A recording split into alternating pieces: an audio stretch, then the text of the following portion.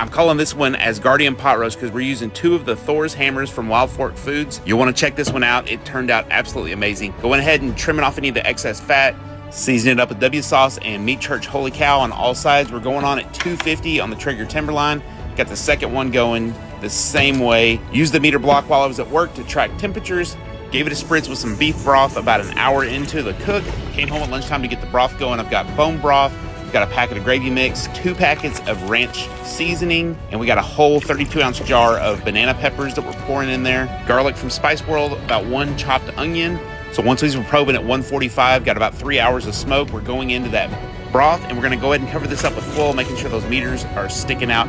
So this went for another 6 hours, all those flavors melding together, and they're probing at 203 internal. So we're going ahead and getting them pulled, cover them with foil for just a bit, let them rest. We're gonna give our broth just a little bit more attention with some better than gravy beef gravy, mixing that in there, more of those pepperoncinis, and it's time to get this thing shredded up, pulls right off the bone, shred up nice and easy. It's got a beautiful smoke ring on it. So we get this all shredded up and it's time to serve it. Going down with some mashed potatoes, going on with some of that gravy, our shredded Thor's Hammer beef shank going on top, a couple of pepperoncinis on there, the garnish, a little bit of parsley, and this is ready to rock, y'all. Asgardian pot roast is absolutely the best thing I've made this year. Let's go.